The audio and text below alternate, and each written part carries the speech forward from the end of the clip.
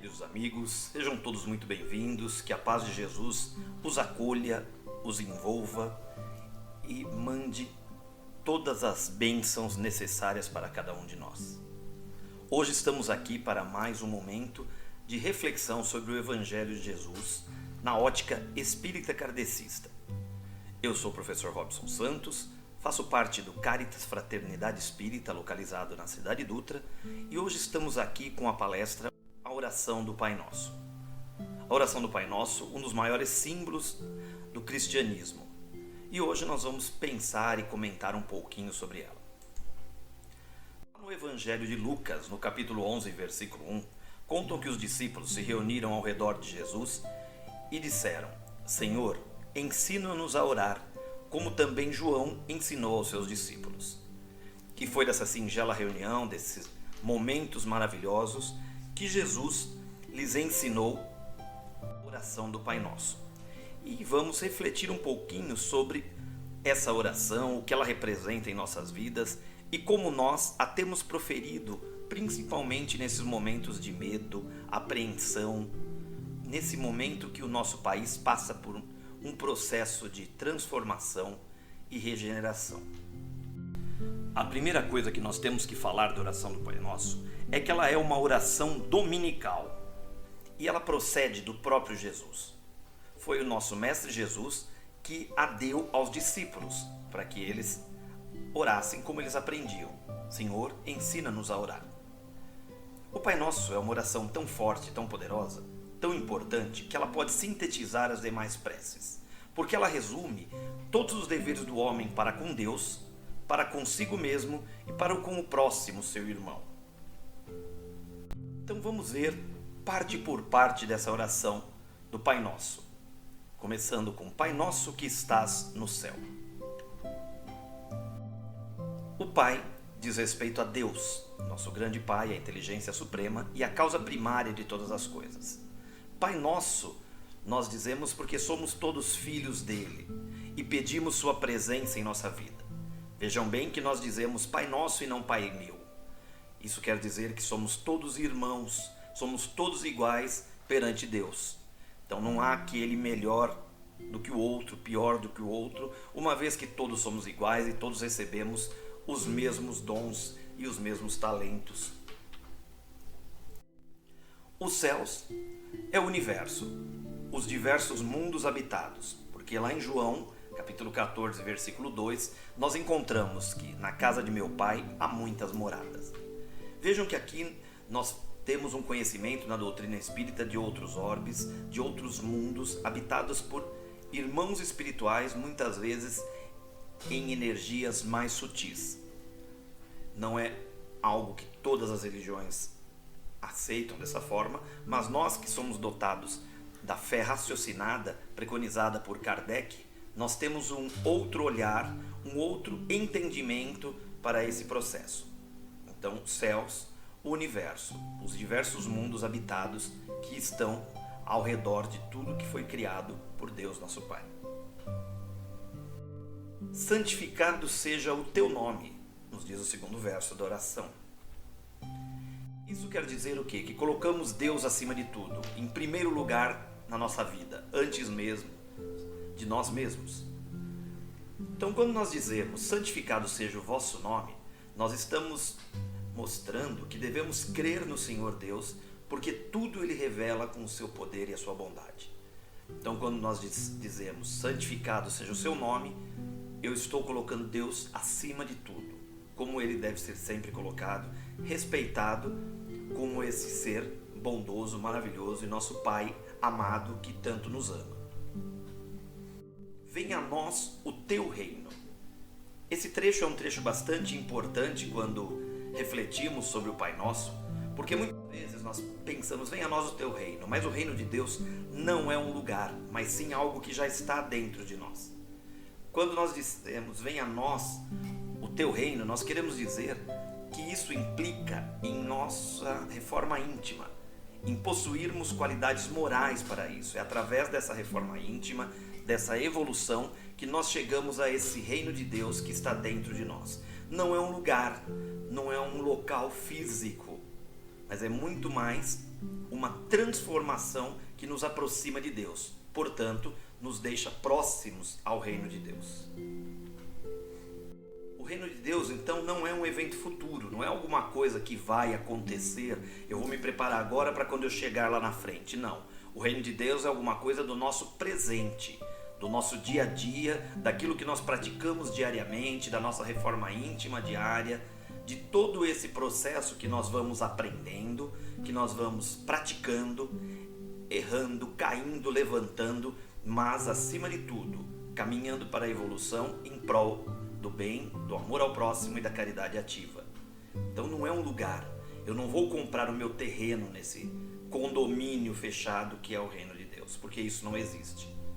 Nós construímos o reino de Deus no nosso dia a dia, através das nossas práticas, através das nossas atitudes. Seja feita a tua vontade, assim na terra como nos céus. Vejam bem, embora a vontade de Deus sempre prevaleça, pelo livre-arbítrio nós podemos nos rebelar para não segui-la. O nosso Pai é tão bondoso que Ele nos deixa justamente essa liberdade. Eu costumo brincar que Deus deve dar muita risada quando olha para nós. Ele deve dizer, olha o que eu criei, como eles são atrapalhados. Por quê? Porque nós somos imperfeitos, nós estamos em constante evolução. E às vezes nós fazemos nossas preces às avessas. Quer dizer, ao invés de nos conformarmos com aquilo que nos é dado no momento, nós queremos burlar. Por quê? Porque nós queremos nos tornar senhores de Deus, pedindo coisas de ordem inferior. Então eu peço, Deus, me ajuda agora a ganhar na loteria. Eu preciso ganhar na loteria. Mas não é isso que muitas vezes eu necessito. Eu perdi o emprego, Deus, eu preciso ganhar na loteria. Então será que nós não temos que pedir um novo trabalho? Mas não, nós queremos dar um jeitinho brasileiro na coisa. Deus nos oferece uma mão, nós queremos o braço inteiro. E se aquela mão fala, Deus, mas não é essa mão que eu quero, eu preferia aquela outra com luva. Então nós pedimos as avessas, nós atrapalhamos esse meio de campo, nós fazemos uma bagunça. E aí nós falamos, Deus, o Senhor esqueceu de mim? Poxa Deus, todo mundo vai bem e eu não, o que está acontecendo? Nossa Deus, você não me ama mais? Na verdade Ele nos ama sempre. E nos ama tanto que nos permite errar. E nos permite depois consertar os nossos erros. Nós temos sempre esse trabalho para fazer.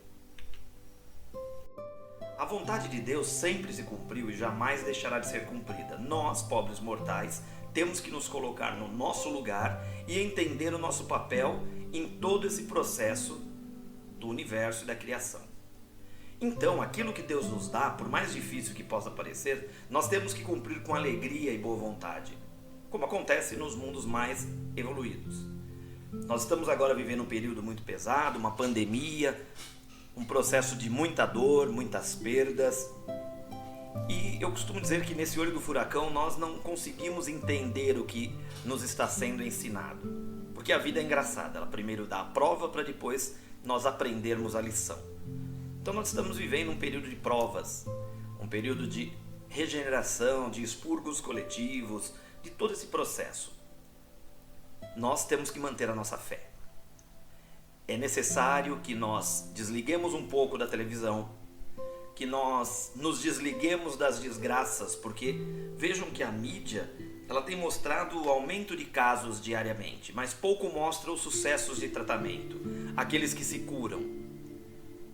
Então, muitas vezes nós não aceitamos aquilo que Deus nos dá com alegria e boa vontade. Então, se nós temos a opção de ficar em casa, nos tratarmos, nos reconectarmos com a família, já estamos reclamando que eu não aguento mais ficar com fulano, com ciclano. E com isso eu escolho a dor. Nós aprendemos pelo amor ou pela dor. Mas sempre nós vamos ver cumprida a vontade de Deus. O nosso planeta estava à beira de um colapso. Quando nós vemos alguns lugares com diminuição de poluição, os canais de Veneza com peixes, cisnes voltando, animais voltando a isso. Outro dia um amigo me falava que no Canadá um urso polar apareceu numa região que há muito eles não apareciam. Então veja que a natureza está retomando o seu curso. E nós precisamos aprender algumas lições com tudo isso. O pão nosso de cada dia nos dai hoje. Bom, e aí nós temos uma imagem com vários pães. Eu não tenho nem subido na balança, sabe? Que outro dia eu recebi um meme que dizia assim, eu subi na balança e ela falou, olha, só pode subir um por vez. Tenho até medo, porque nós estamos em casa, de quarentena, e o que nós mais fazemos? Comer. Então Deus nos dá o pão, e eu costumo brincar que com uma manteiguinha vai melhor, um pão na chapa. Mas não é desse pão físico apenas que nós estamos falando, e esse pão que é proferido na oração do Pai Nosso. Nós estamos muitas vezes pedindo pão material, nós precisamos, porque nós vivemos em um mundo físico, e o nosso corpo físico pede alimento físico para sua manutenção. Mas nós também temos que pedir esse alimento material para nos dar força para podermos cumprir a lei do trabalho, que é uma condição do homem aqui na terra. E lembrar como que está escrito lá em Mateus, no capítulo 4, versículo 4, nem só de pão vive o homem, mas de toda palavra que sai da boca de Deus. Como eu costumo brincar muito, nem só de pão vive o homem, mas de um torresminho pururuca também. E eu brinco que eu estou numa crise. Quando eu voltar para o plano espiritual, não tem torresmo no plano espiritual. Quando a gente viu aquele filme lá do André Luiz, O Nosso Lar, vem com aquela aguinha suja, aquela tigelinha, eu não quero aquilo não. Eu quero alguma coisa que faça croque, croque, croque, croque, como um bom torresmo pururuca. Mas brincadeiras à parte, muitas vezes nós pedimos o alimento material e vimos tantas pessoas correndo para os mercados, fazendo estoque de alimentos, papel higiênico e tantas coisas, como se o mundo fosse acabar amanhã, e eles fazem um estoque sem pensar que o outro que chega depois não terá acesso a esse alimento. Então vejam que esse alimento também precisa levar em conta o amor ao próximo, a caridade. Hoje nós estamos nessa situação de quarentena, todo mundo com os nervos à flor da pele dentro de casa, marido e esposa brigando, pais e filhos discutindo. Será que é isso que nós temos que fazer? Ou será que nós temos que aprender a conviver com o nosso próximo, mais próximo que somos nós, e com os nossos familiares que ali estão? O que nós aprenderemos de tudo isso?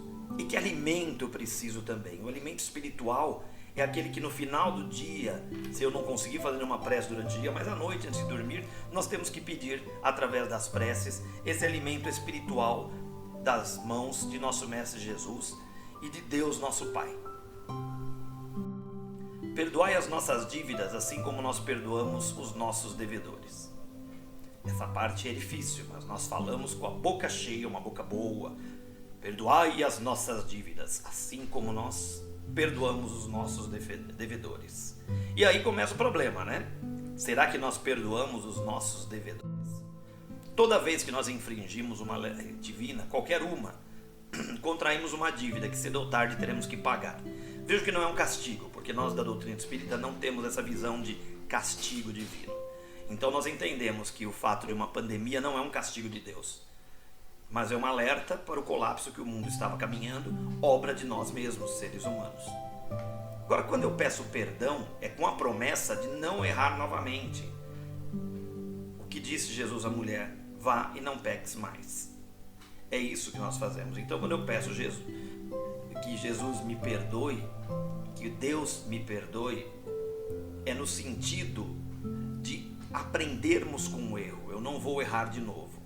Mas como eu peço perdão a Deus, se eu não paro para perdoar o meu próximo, aquele que me ofendeu, aquele que me magoou?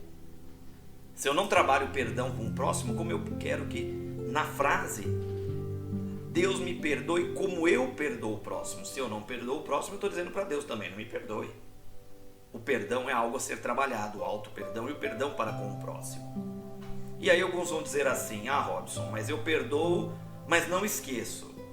Isso está certo? Muitos vão dizer não, mas eu vou dizer que sim. Você não tem amnésia. Se você tiver amnésia, você não se lembra. Então nós não vamos esquecer do que nos foi feito, mas nós temos que pegar uma pedra e colocar em cima do assunto e bola para frente. O que ficou para trás serviu de aprendizado. Então perdoar o próximo não é esquecer o que ele te fez, mas é não carregá-lo em seus ombros.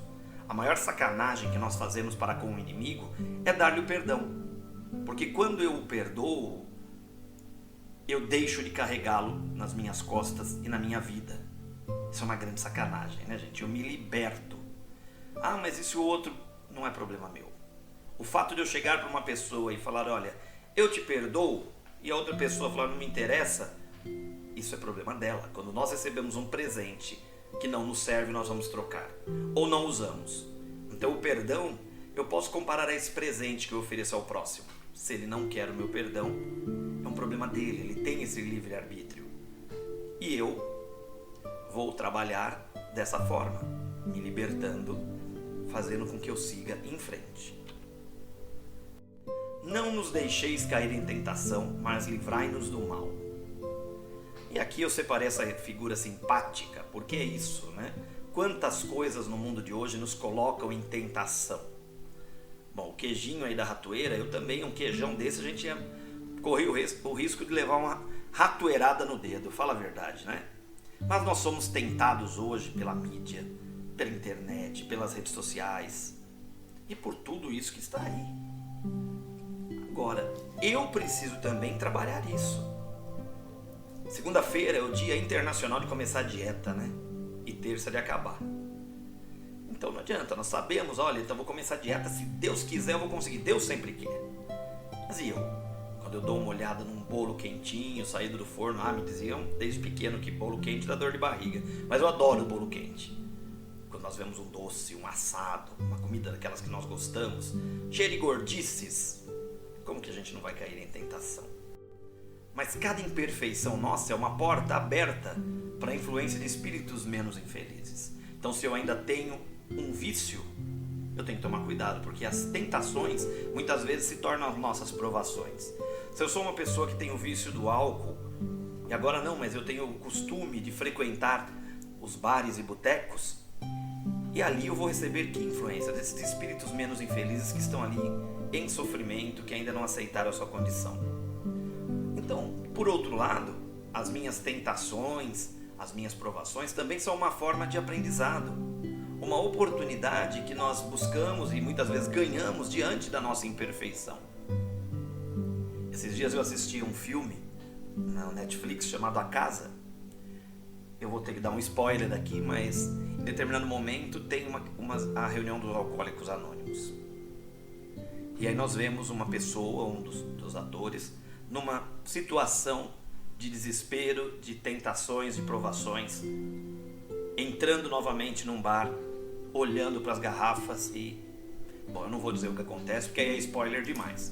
Mas diante de uma provação, diante de uma tentação, nós temos que nos manter fortes. Nós temos que fortalecer o nosso ser. Para dizer não, nós temos que aprender a dizer não. E como é difícil dizer não. Mas é o caminho do aprendizado. Que assim seja. Ou amém, como nós terminamos. Nesse momento nós queremos dizer que a nossa resignação diante da sabedoria divina do nosso Pai, que nós a aceitamos segundo a sua vontade e não segundo a nossa, porque Deus, nosso Pai, sabe o que é melhor para nós e Ele sabe aquilo que nós necessitamos, não aquilo que nós queremos. Eu tenho refletido nesse tempo de pandemia essas questões, o quanto nós tivemos que refrear o consumismo. A semana passada um tênis meu abriu na lateral, joguei fora. Se fosse em outra época, eu falei, poxa, preciso comprar um tênis novo. Mas aí eu paro, penso, olho no meu armário e falo, mas aqui tem outros tênis. Por que eu preciso comprar um tênis novo se eu tenho tênis aqui que eu não estou usando? Vejam que é uma coisa boba, mas eu que gosto de consumir, eu tenho esse péssimo hábito e venho me controlando, tentando diminuir, mas é difícil. Para mim é um grande aprendizado. Aquele tênis que estava rasgado do lado, com certeza eu deixei na rua, alguém pode ter aproveitado. Para mim não servia mais, mas para alguém pode ter serventia. Mas não é por isso que eu tinha que sair correndo e comprando outro, se eu já tinha outro calçado para colocar nos meus pés. Então vejam que desses momentos ruins, que nós achamos que são ruins, nós estamos tirando aprendizagens. E aprendizagens no plural. Então vamos aqui a algumas reflexões sobre a oração do Pai Nosso. Nós ainda somos imperfeitos para compreender a atuação de Deus nas nossas vidas. Então quando nós pedimos uma coisa e Deus nos atende de forma diferente, nós nos revoltamos. Ou então dizemos, eu não estou pedindo direito. Mas ainda nós somos arrogantes enquanto humanidade. Nós queremos entender Deus que é algo muito maior do que nós. Que não nos cabe a nossa inteligência ainda é muito pequena para entender a atuação de Deus e o papel de Deus em nossas vidas. Mas, conforme nós vamos estudando, nós vamos aprendendo e evoluindo, nós aumentaremos também a nossa capacidade de conhecer os atributos de Deus. Por isso que a doutrina espírita é uma doutrina que exige estudo, uma fé raciocinada.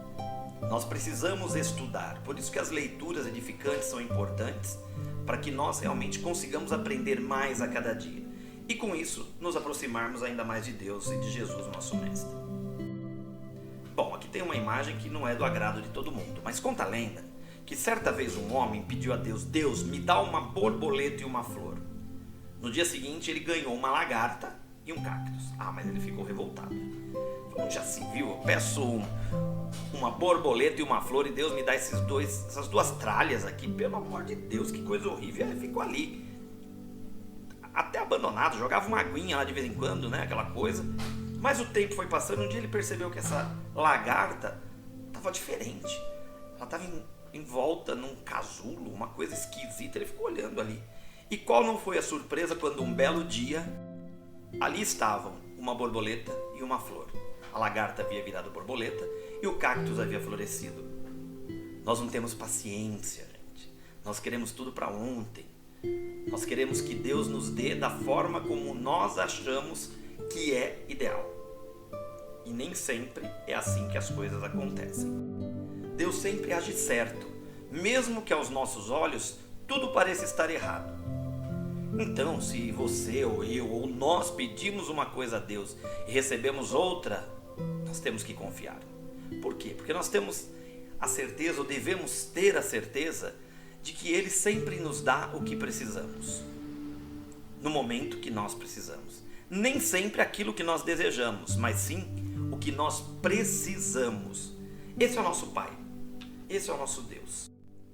Como Ele nunca erra na entrega dos pedidos, siga em frente, né? Sigamos em frente sem murmurar ou duvidar.